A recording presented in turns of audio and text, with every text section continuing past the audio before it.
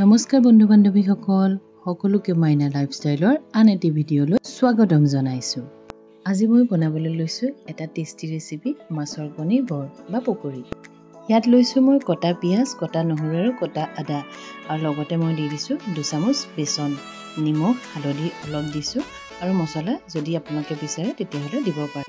মছলা নিদিলেও কোনো কথা নাই, ইয়াত ধনিয়া পাত দিব পাৰে, মই পাহৰি গ'লোঁ সেইকাৰণে ধনিয়াটো দিয়া নহ'লে।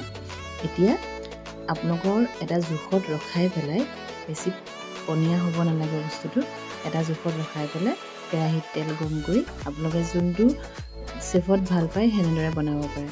মই এনেদৰে চামুচেৰে দি সকলোখিনি বনাবলৈ দিলোঁ আৰু খাই চাবচোন বন্ধুসকল, বহুত সুন্দৰ হয় খাবলৈ। ভাতৰ লগত খাই এনেও আপোনালোকে খাব পাৰে। এনেদৰে বনাই চাবচোন, বনায়েই চাগে, তেওঁ মই কেনেদৰে বনাইছিলোঁ সেইটো আপোনালোকক দেখুৱালোঁ।